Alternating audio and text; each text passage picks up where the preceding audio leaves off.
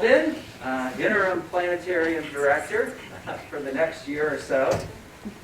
For our regular goers, Chris Dupree is on assignment, having a lot of fun at the Green Bank Radio Astronomy Observatory in West Virginia, with his office in Virginia. So he is having fun there, and he's going to be impressed with the crowd we have tonight. This is a record for me, and we really appreciate you coming out and showing your vaccination card, as well as wearing a mask, working with us on this. It makes these types of programs possible during this age of the pandemic. So we do appreciate that. So I am going to send Chris some pictures to show him that we are packing the planetarium, and he'll be quite delighted. Well, the setup for tonight will be after our lecture, we'll do an intermission, maybe a 15-minute intermission. If you need to use the restroom, the restrooms are straight down the hall to the left before you go out the door. And we'll also have the observatory open, the Beck telescope, the 30-inch telescope. Really cool. It's been here since 1950, and it was built by a company called Fechner. And it's really a marvelous antique telescope. I wish it were clear because we'd have a great view of Jupiter and Saturn, but the sky gods are not cooperating tonight. Maybe it will clear off, I don't know, but we'll let you know after the program. So the observatory will be open until 10 p.m., and depending on your schedule, after the presentation, if you just like to go see the telescope and you have to run, that's okay. But if you'd like to double back, we're going to do a tour of the night sky, a sky tonight. One of the wonders of the planetarium, and what I love about the planetarium, is even when it's cloudy, we can fire up this crazy-looking robot up here called the Zeiss star projector, a star machine, and show you the night sky as if we were here in Atlanta, let's say 120 years ago, before we had all this crazy light pollution, or maybe out 100 miles away from Atlanta, looking up at the sky. So lots of fun stuff to do tonight. So let me introduce our esteemed speaker over here, Dave Dundee, who is the Director of Education at the Tellus Museum, and he was recently promoted to this position after being astronomer there since 2008. And he also was chief astronomer just down the road at Fernbank Science Center's planetarium. He was the chairperson of the planetarium. Some of you astronomy buffs may remember that masked man over there, Dave. But Dave is an expert, I like to say an expert on star lore and star mythology, and one of his areas of expertise is Egyptian astronomy. So we have our presentation tonight, Stars of the Pharaohs, that he's going to talk about. Now let me tell you a little bit more about Dave. He, in addition to working at Fernbank for 30 years, he was an astronomer intern at the American Museum of Natural History at the Hayden Planetarium, the old Hayden Planetarium. If you ever went to that was a fantastic place. I saw it a year before they put in the Rose Center, which is great, but the planetarium that Dave was affiliated with, where he learned most of his trade on working with planetariums, was a classic, one of the first planetariums here in the United States. And I have to say that we probably have all heard of the director Up at the new Hayden Planetarium, Neil deGrasse Tyson, who's on television quite a bit. And this guy is on TV as well, on Fox News, and you'll see him on the evening news when cool stuff is happening in the night sky. Let's see. He was a lecturer at the Flandreau Planetarium in Tucson, Arizona, back in the 70s, and this is where he was trained. Initially, at the planetarium, he got his bachelor's degree from the University of Arizona in Tucson, and then his master's degree in astronomy at Columbia University in New York. And that is when he was working on his master's degree.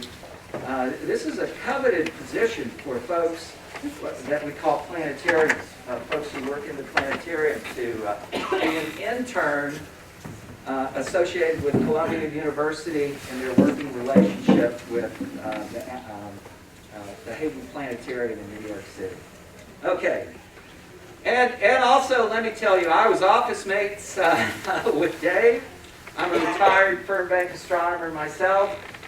And Dave and I were office buddies for 20 years. And I tell my wife, I've never spent that much time with one person other than Nancy, my wife. And I would occasionally joke with her when I'd come home that Dave and I were getting engaged because we've been together so long. Okay, what else about Dave? He has a great sense of humor because I know him so well. And I'll end on this.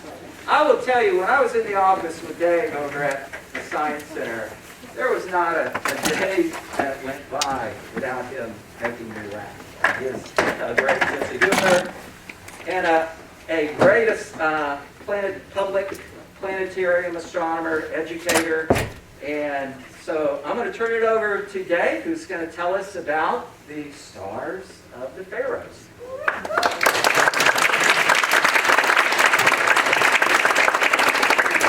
That's a hard introduction to follow. I hope I live up to it. I will say that Ed and I had lots of adventures together, and you'll have to ask Ed about our encounter with the FBI, who came looking for us one afternoon. Oh, we could do a whole presentation on, yes, on that. Yes. We stayed out of jail, though. You know. So, but we had lots of adventures together. It was great fun. And, one of the interesting things about public astronomy, teaching astronomy to the public, is you run across some very, very interesting people.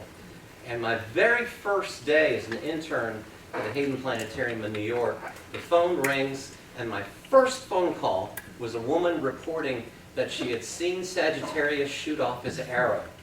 This was one of a series of phone calls that she was actually dating Sagittarius and was in a drive-in theater, and well, went on and on. And so I thought that perhaps after Fernbank, where the receptionist took great delight in sending every nut call to my desk, that once I got to a higher position at Tellus, that I had some clerical folks between me and the public calling, that I wouldn't get any interesting calls. But there was a woman who called who had to speak to an astronomer. It was an emergency.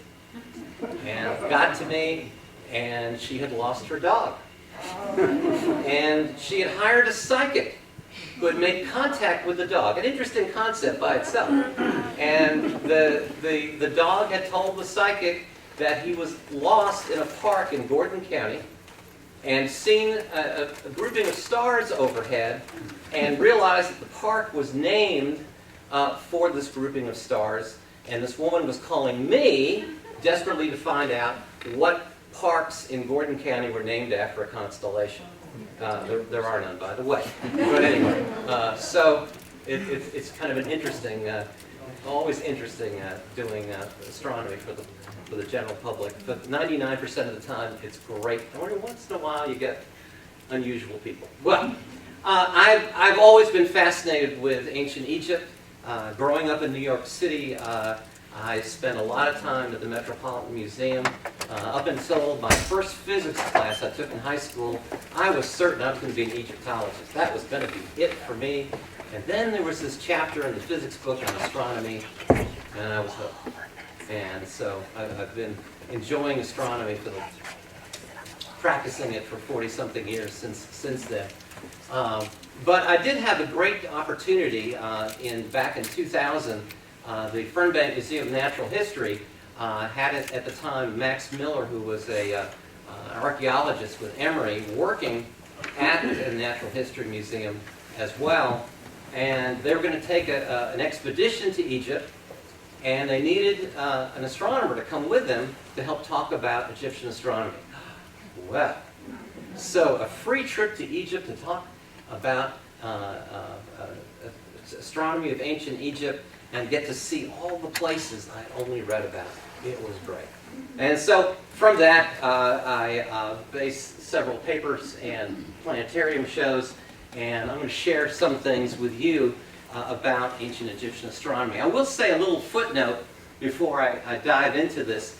Often you see a lot of books and popular writing about ancient cultures and the Egyptians. You know, they couldn't have built the pyramids without help from flying saucers and aliens, and the people in Peru couldn't have built the big Nazca drawings in the desert without flying saucers to help them, because they had to be geographical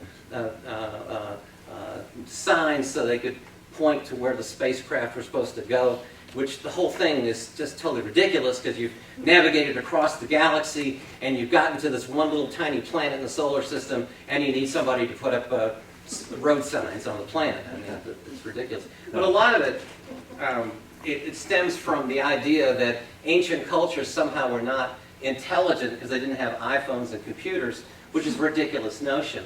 Because you look at the incredible intelligence of these cultures, and the one thing that really helped in astronomy is that ancient people were very patient and they were good observers. And they kept records for years and years and years, and those records turned out to be terribly important to astronomers further along down the road, looking at positions of planets and positions of stars. And so the knowledge of the ancients are not to be underrated. So let's talk about the ancient Egyptians. Now, their idea of the universe at first looks rather simplistic, and this shows you here the concept of the sky goddess Nut here overhead with her star-bedecked body, and we have Geb, the earth god, lying down here, and Shu, the god of the air, holding up the sky overhead. And to an early observer, if you go out and look at the sky, it looks like a bowl overhead, and basically that's what that reflects. If you look at more of the mechanics of it, you start to say, well, you actually have a solar barge with the sun god going across the sky and moving up in the east and down into the west. And so the cycles of day and night are terribly important in the understanding of ancient Egyptian religion. And also the fact that you notice that things set into the west. And so as you look at the cultures along the Nile, their tombs, their major tombs, were all put on the western side of the Nile, because that's where things set, that's where death occurred, over towards the west. And so you find the major things like the Valley of the Kings and things like that on the western side of the Nile. Well, during the night, as we look at these, this is again, we have the sky goddess overhead and depictions of the stars and also the solar disks going overhead. It was terribly important for the Egyptians to be able to tell time at night. And so to be able to divide the sky into sections. Now, the Egyptians had notions of constellations, but they were more like small star groupings. They were looking at where the star groupings were from hour to hour during the night. And this was important in your transition from this life to the next, because you had to know the time of night as you went from this life to the afterlife. And so you can see some depictions that look vaguely familiar to our current sky. And so you have, like, here's the part of the Big Dipper, the bowl, and the handle over this direction, and you have a few other groupings of stars that are similar. But these star patterns really were more late in Egypt in Ptolemaic times.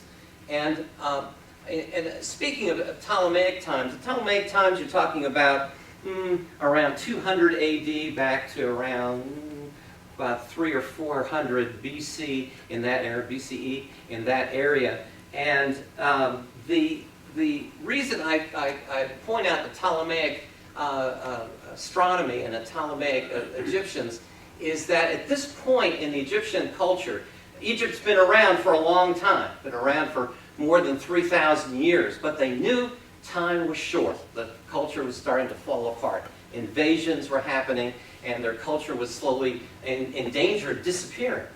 So if you want to learn about ancient Egyptian astronomy or the ancient Egyptian culture, you go to Ptolemaic temples, because at that time they realized that things were fleeting, and so they put on the side of temples and into stone all of the knowledge they had about science, about medicine, about the list of kings. You could find them on these Ptolemaic temples, because they knew that these stone structures are going to last for a very, very long time.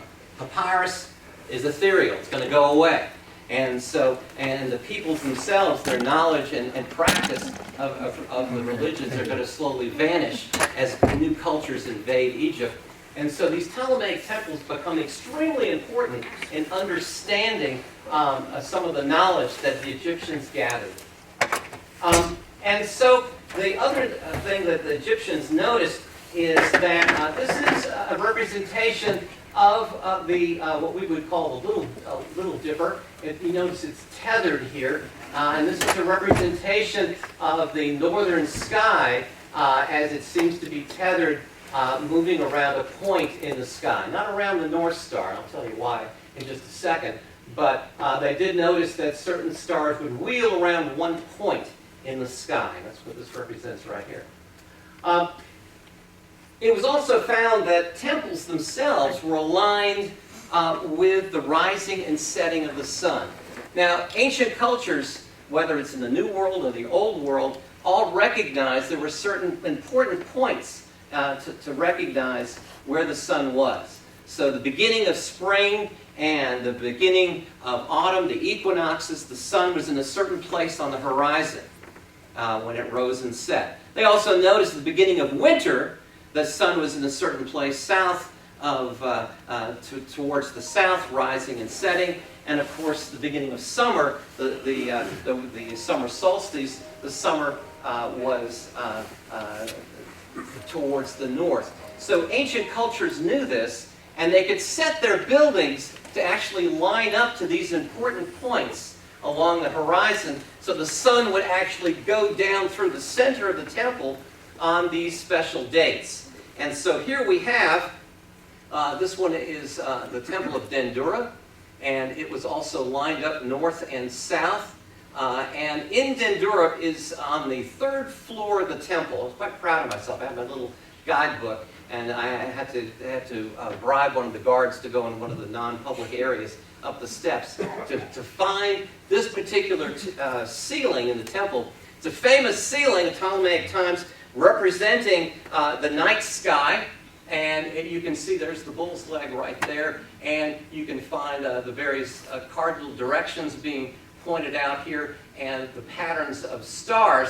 And it was a wonderful representation. I was taking pictures and having a great time up there. And then there was, in the corner, there was a tiny little metal plaque. And I thought, I wonder what this is. So I go over there and get my flashlight, and it said, "The ceiling is a facsimile. The real ceiling is in the Louvre in Paris." Well, so I didn't see the real thing until many, many years later when my wife and I went to Paris about 3 years ago. But anyway, that's what you'll see if you go to the temple in Egypt. And as we look at the constellations, some of the major constellations in the sky, we see the same patterns in ancient Egypt as we see today. The patterns that you see, the constellations you see, are pretty much the same patterns you're going to see about 1,000 years from now. The star positions relative to one another doesn't move that much. And so this is a winter constellation. Here's Orion the Hunter, the 3 stars right in a row. There's his belt. These 2 stars are his knees. These 2 are his broad shoulders. And to the ancient Egyptians, in fact, this represented a standing god of Osiris. And Osiris was the god of the underworld, and usually depicted in kind of a green or an orange, green or a blue complexion, since he was the god of the underworld. I guess he didn't have a healthy palate. He was married to Isis, and his sister and queen and wife were in the sky. In fact, Isis was depicted along with, I'll tell you about this little fellow Seth in just a second. That's the brother of Osiris. But Isis is actually right here, represented by this grouping of stars. Now, to us, that's called Canis Major, or the big dog, and the belt of Orion points to Sirius. Sirius is the brightest star of the nighttime sky. To the Greeks, it was called the Scorcher, and actually a lucky guess, it is a very hot star, hotter than our sun.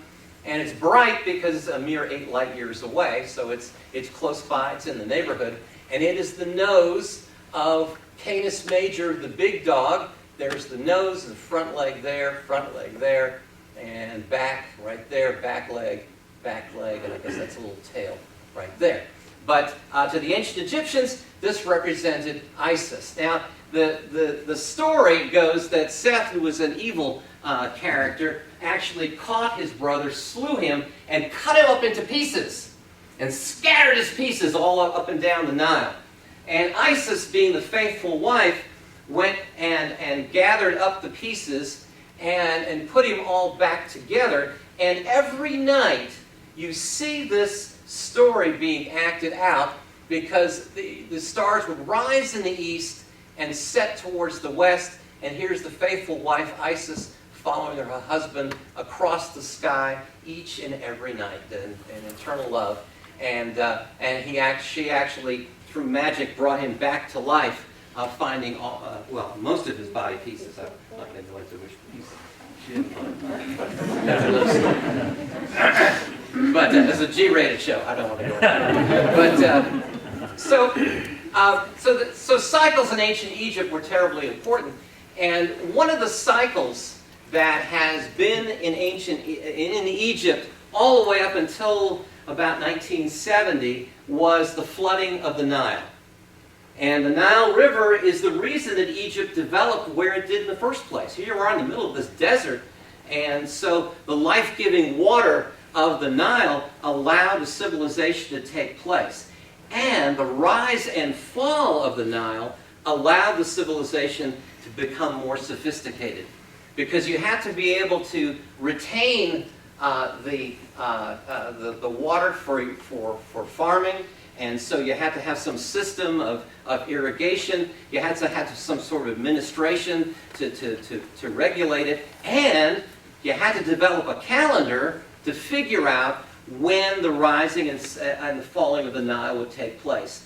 And if you're going to have a calendar, folks, every single calendar you use, I don't care if it's Google Calendar or whatever you got, all of that is based on astronomy. All the times that we measure come from motions in the sky. It's based on motions in the sky. And so the Egyptians had 3 major seasons. And so they had inundation, the flood, when the waters came from southern Africa, from melting snow and rains, and flooded Egypt. That water then produced a time what's called growth. It's the second big season, and so you have your crops growing, and then the final season would be low water and harvest. And so these were the 3 seasons that went over and over again in Egypt. Now, the ancient Egyptians knew 5,000 years ago, basically, that the year was 365 and a little bit more days long.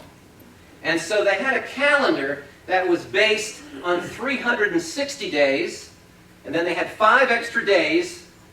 Those were extra days when it was unlucky to work. We need more days like that. And then there was this nasty fraction. And the idea of leap years really didn't come into play until Roman times. And so the Egyptians would kind of add and subtract just to keep things in sync. But making a date in ancient Egypt was rather complicated because you had 3 concurrent calendars going on. You had the calendar I just mentioned that most of the common folks worked with because it was based on agriculture, it was based on the flooding of the Nile. Then you had a 300-day calendar that was based on the phases of the moon, and that was for religious holidays. And then the 3rd calendar depends on who's in power. So whatever pharaoh it is, it's the X year of that pharaoh's rule, and that was also another calendar that was going on. So making a date in ancient Egypt is a complicated affair. But it was Sirius that became the star that they could calibrate their calendar on.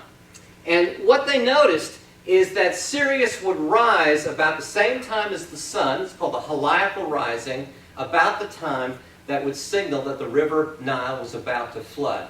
And so they would watch night after night where Sirius was in relation to the sun, and they knew when the two would rise about the same time, it was about time for the river Nile to flood. It was also a time in ancient cultures when they believed that the hot sun, Sirius, the scorcher, would combine its heat with the sun. It would be extra hot then. Of course, that's not really true, but anyway, it was a belief back then. And this became the beginnings of the phrase, the dog days of summer. Remember, Sirius was the brightest star in Canis Major, the big dog. And so the dog days of summer refer to these ancient times when Sirius and the sun would rise at the same time. Now things have come out a little out of sync since those days. And the rise and fall of the Nile no longer happens. The building of the Aswan Dam stopped the flooding of the Nile. But that's what the importance of Sirius was back then. And so now we were talking about, a little earlier on, about the aligning of a temple. And so if you're building a temple, what do you do? Well, you first set up a ceremony called the stretching of the cord. And the stretching of the cord basically is you have 2 priests sitting facing each other, and they both have a stake in front of them and a long cord, and they're looking at the rising and setting of the stars. And what they're trying to do is determine exactly where north and south is by looking at the way the stars are rising and setting. And this ceremony, you can see it's depicted here with the stretching of the cord. There are the 2 stakes, and they'll pull them out in order as they sight where the stars are. And this is the way that you basically lay out the beginnings of laying out a temple. And so the sun god Ra would be honored, or honor the people of the temple, by shining down the axis of the temple at certain important dates. Usually those important dates would be the first day of summer or the first day of winter. Most of the temples in ancient Egypt were aligned to one or the other. And so, in the great temple of Karnak, this axis of the temple was actually lined up for the first day of summer. The rays of the sun would go right down this axis of the temple. In fact, I had a lot of curious people looking at me with my compass, trying to look at how things were lining up, and I was taking pictures. They're actually doing a film when I was there, and this guy who was depicting, I'm not sure what pharaoh he was supposed to be, but they were taking a break, and he was sitting there with his cup of coffee and his cigarette in full pharaonic garb. I thought it was quite an interesting scene. But anyway, there's Karnak. And Karnak is a fascinating place to walk through because this temple had been around for so long and added by so many different pharaohs. You can see tremendous sets of construction, because each pharaoh would set another set of artifacts at the temple. So it's a really interesting place to walk through.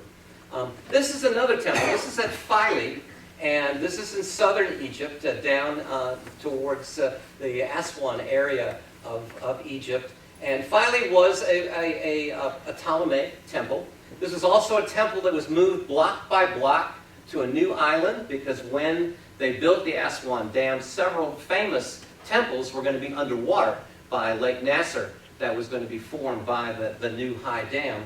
And so this temple was actually moved block by block to this location, and it was lined up just like the old temple to suggest this was the winter solstice sun would shine down the axis of this temple. This is another famous temple. This is built by Ramses II. And Ramses II, here's this Abu Simbel, built this temple with 4 large statues of himself. He thought quite a lot of himself. They were 65 feet tall, built out of living rock. This temple was also moved to get away from Lake Nasser, so it was moved to a different location, block by block. This temple was also lined up, not to any position of the sun so much. Oh yes, the sun did shine down the axis of this temple, but it shined down the axis of the temple on about October the 20th, the birthday of Ramses II. Ramses thought a lot of himself, and so if he saw a monument that he particularly liked, he would chisel off the name of the old pharaoh and put his name.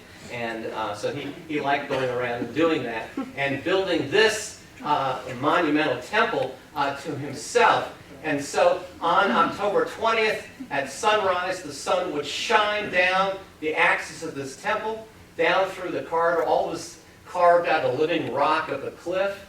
And then I found this sexy picture on the internet. But imagine the light coming down the corridor. But the whole idea was that the sun god Ra was actually honoring Ramses II by shining right on to him in the center of his temple to himself. This temple was built in kind of the borderland of Egypt to impress the Nubians to the south, to say, hey, we're really powerful. We can build these really big statues, which means we're in control.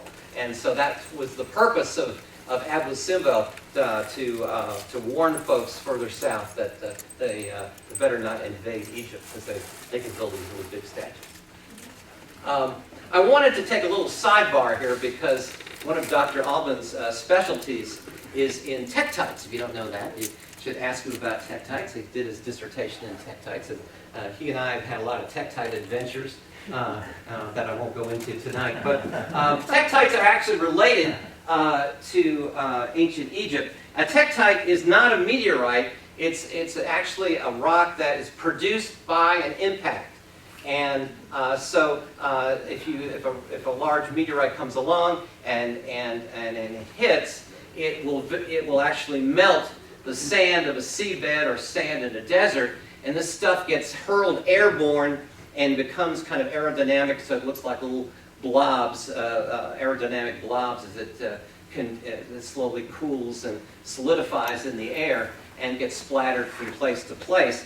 And here in Georgia, we have what's called Georgiaites, and they're found in kind of south-central Georgia. And Dr. Alban was one of the researchers that figured out that this splatter was from an impact that happened about 34 million years ago in Chesapeake Bay. And we could identify that by looking at the chemistry of the Techtite and figure out and match it to the chemistry of the seabed in the Chesapeake Bay. So it's kind of a cool thing. Anyway, what does it have to do with ancient Egypt? Well, I'll tell you what. Because you see, this is a piece of jewelry that was found on King Tut. And Tutankhamen had this beautiful piece of jewelry here. And right here, this wonderful stone here was suspected to be a Techtite. And a group of Italian geologists were anxious to take a piece of it and analyze it. The Egyptian government said, "Are you kidding? You're not taking a piece of anything." So they developed a new method to actually shine light through the Techtite and figure out, by the light being transmitted through the rock, what it was made of. And of course, they figured out, indeed, it was a Techtite. And that's a nicer piece. It's called Libyan glass. Tektites, what they look like, depends on where the stuff gets melted from.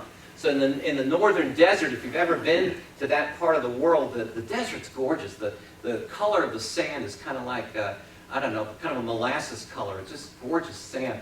And I was at the step pyramid. I just thought, I'm going to take some of the sand back with me to Atlanta. So I got a little baggie full. One of the guards appeared and said, "You're not allowed to take the sand." Oh, okay. So I put the sand back. And about, I don't know, 5 minutes later, he reappeared with a bigger bag of sand. Then he would sell it. So I came back with some sand from Egypt.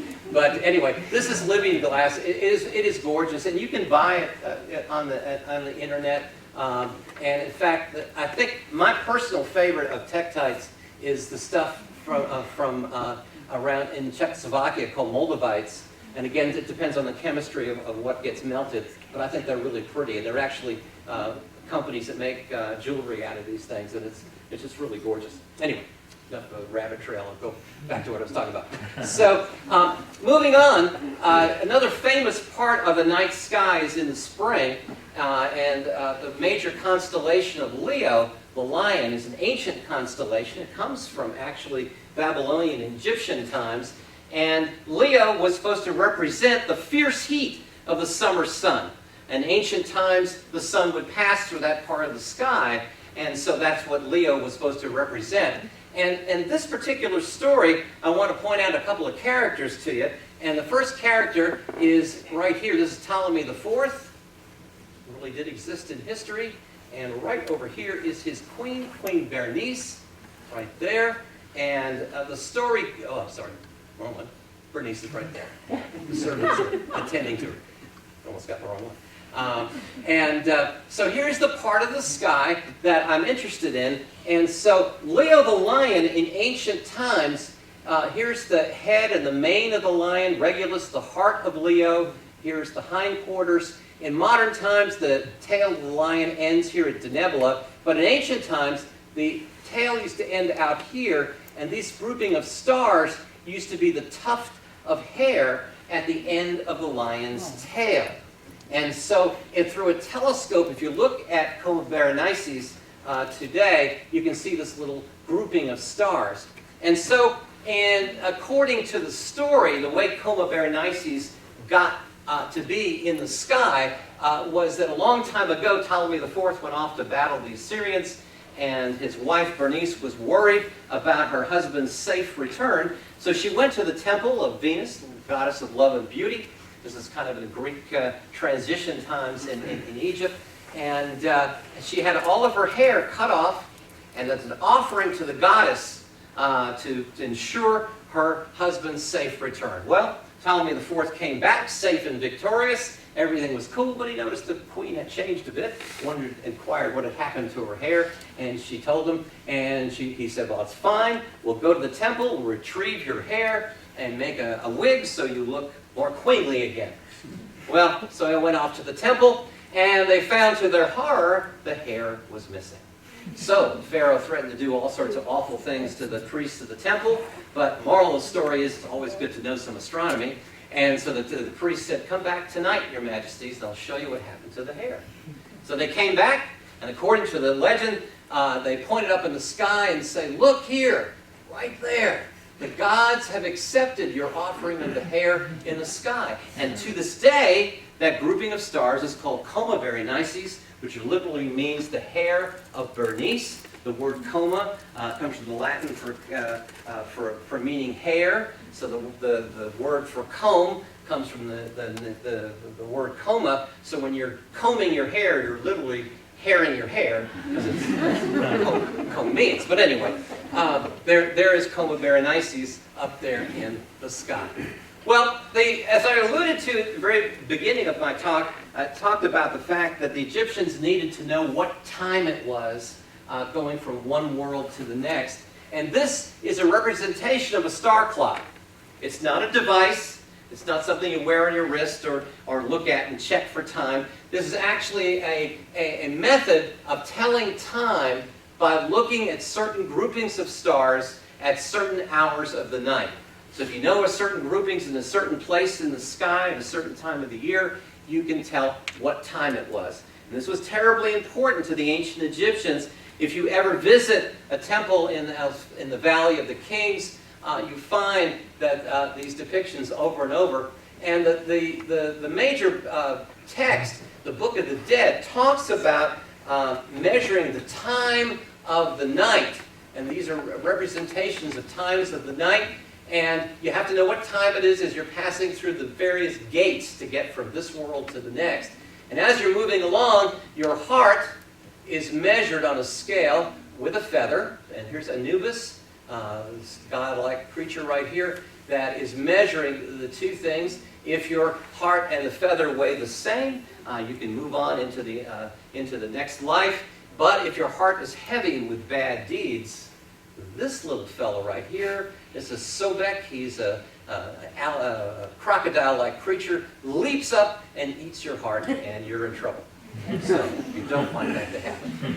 But the temples that you go to, I recommend the temples of Ramses IX and Ramses IV because both of these temples have wonderful depictions on the ceiling of night groupings of stars and telling time at night. And so you're telling time. Here's, again, the sky goddess right here depicted twice. And telling time going from one world to the next and was terribly important in the times of ancient Egypt. Also in the Valley of the Kings, the most famous tomb is the one of Tutankhamen. The artifacts from the tomb are incredible at the Cairo Museum. The tomb itself is not very well decorated. There's very few decorations on the wall. But this one is in the burial chamber. It's one of my favorite pieces to talk about because it shows the pharaoh here. Here is the priest.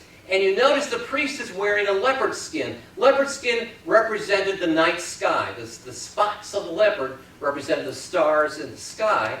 And the reason he's got this on, he's got this agricultural instrument. It's called an adze, A-D-Z, a great Scrabble word that my wife always doubts I'm cheating when I put it up there. But it's actually a real word. And it's an agricultural instrument that he's going to put to the lips of the mummy. And this particular ceremony is a ceremony of opening the opening of the mouth of the mummy to let the spirit out to go from this world to the next. And the agricultural instrument is important because it demonstrates rebirth. Remember, with the Nile, you have the flooding, you have the plants growing, and you have harvest, and it repeats that cycle, that agricultural cycle, and that's what this alludes to of immortality, the cycle of birth and rebirth. And that's that scene in the temple of, in the tomb of King Tut. Well, you can't talk about Egypt if you're not going to mention pyramids, so I've got to talk about pyramids. So, the pyramids of Egypt, grand structures, a lot of nonsense written about the fact that the Great Pyramids are 3 in a row, it's like the belt of Orion. I bet they planned it, but they didn't know they were going to build 3 of them when they were building them. They built the first one, yeah, but they had no plans for the other 2 when the first one's under construction. And again, the idea that ancient cultures couldn't build it without the help of flying saucers and all that stuff. Again, all nonsense. Ancients were very, very smart and crafty, and they had no problems building these incredible structures. But there's an astronomical interesting points about the pyramids. And by the way, in the Cairo Museum, that is noticed by almost nobody, is this 3-inch high statuette. There's King Cheops. That's the only representation of the builder of the Great Pyramid. Little 3-inch high statuette. And you go into the room in the Cairo Museum where he is. Tourists are out looking at all the gold stuff and all this flashy stuff. He's off in the corner. Now everybody's ignoring him. But in fact, that's the most important piece in the whole room, that little guy right there. And he was the builder of the Great Pyramid.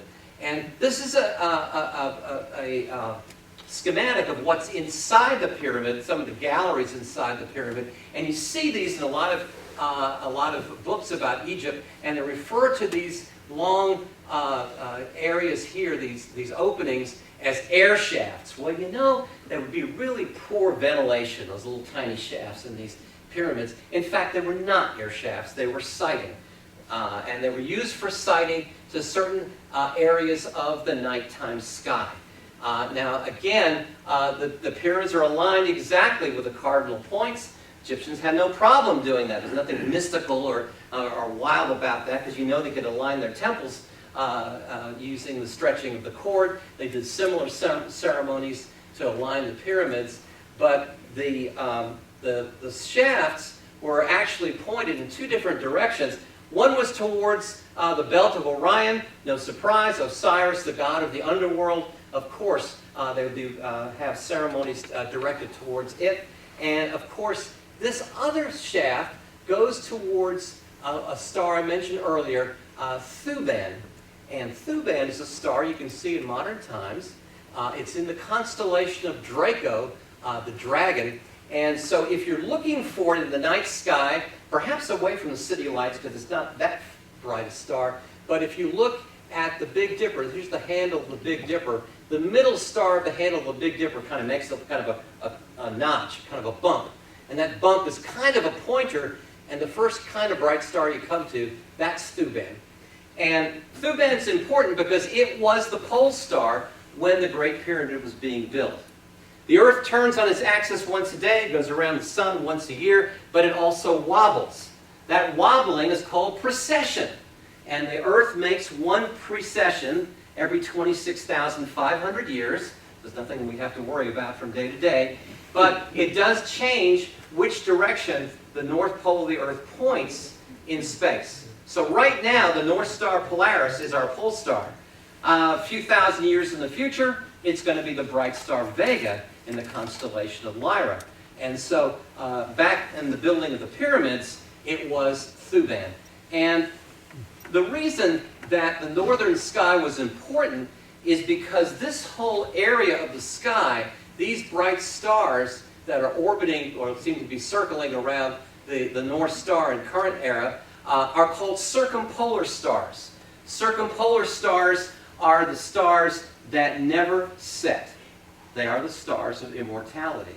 And so these stars were terribly important to the ancient Egyptians to direct their prayers towards. And so you find these stars here are terribly important in their religions. And I'm going to end on one of my favorite little sidebar stories. I've taken a little brief rabbit trail to one of my favorite constellations that you'll probably never see in the urban sky. You have to get away in the country sky to see it. But this is the constellation of Camelopardalis. Not exactly a household name, I know. But it's got long legs, and it's got a really long neck and a head, so it makes it look like what kind of creature? A giraffe? A giraffe! Very good. So, at around 1530-something, a Dutch astronomer wanted to honor the camel that brought Sarah in the Bible to her marriage with Isaac. But the only one teensy-weensy problem is he'd never seen a camel before. And he had pictures of exotic animals that he had seen drawings of. And so he depicted this area of the sky as a camel, but it actually is a giraffe in the sky. And if you go to the zoo in Atlanta and find the exhibit of the giraffe, you will find that the species name for a giraffe to this day is called Camelopardalis. And so it comes from that strange story of that Dutch astronomer. I'm going to stop there on that strange story. All right.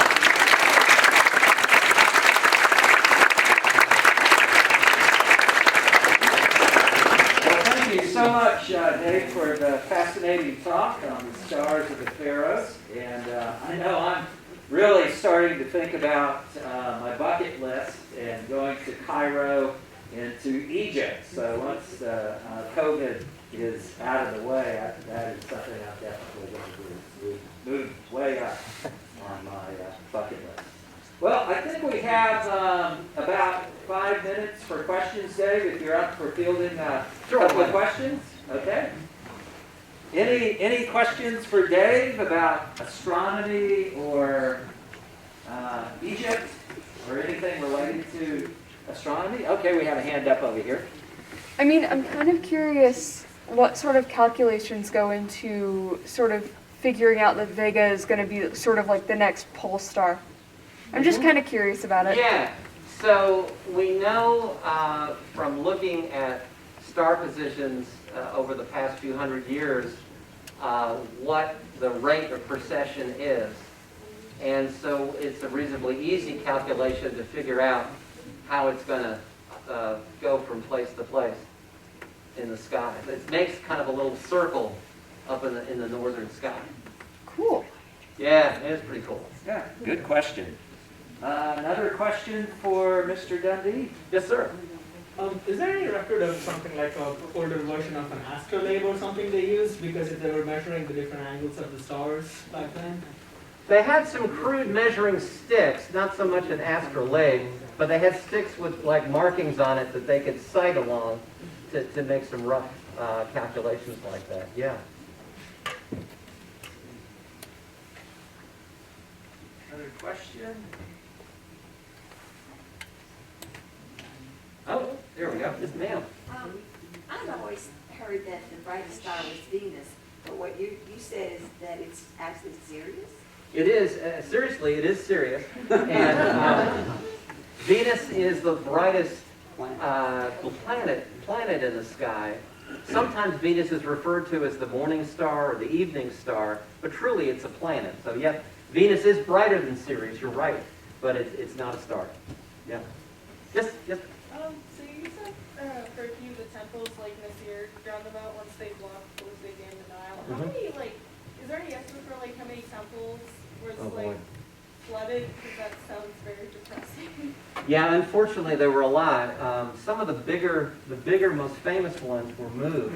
Yeah. In fact, the temple that's at the Metropolitan Museum that was moved block by block, and now by the Sackler family, which is in the news for other reasons.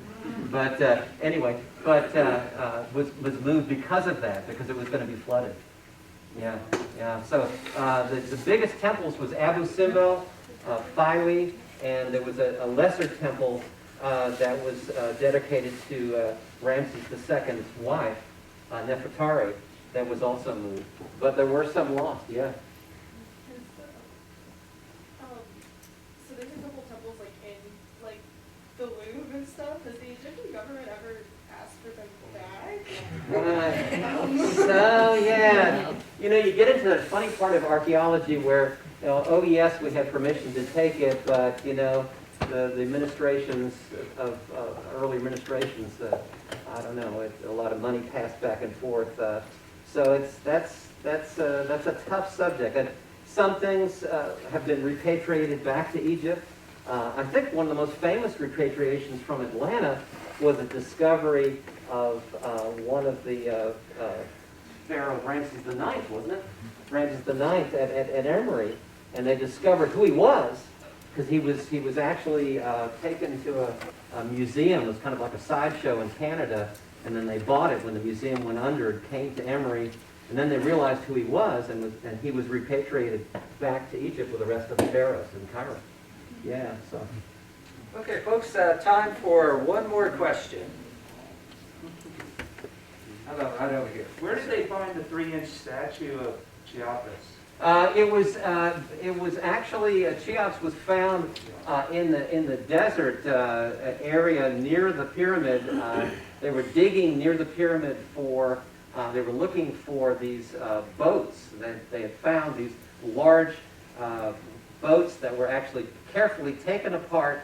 They were numbered and labeled so they could be reconstructed. But these were boats that the pharaoh was supposed to take to go up and down the Nile in the afterlife. And in that digging, they found that statue. Yeah. All right. Well, thank you so much, Jay.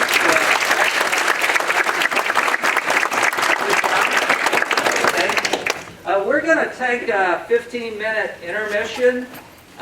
The restrooms, again, straight out the door all the way to the end of the hall on the left. Some of our astrophysics students will be upstairs in the observatory. And maybe Lauren, if you want to sort of show them where the entrance is to the observatory.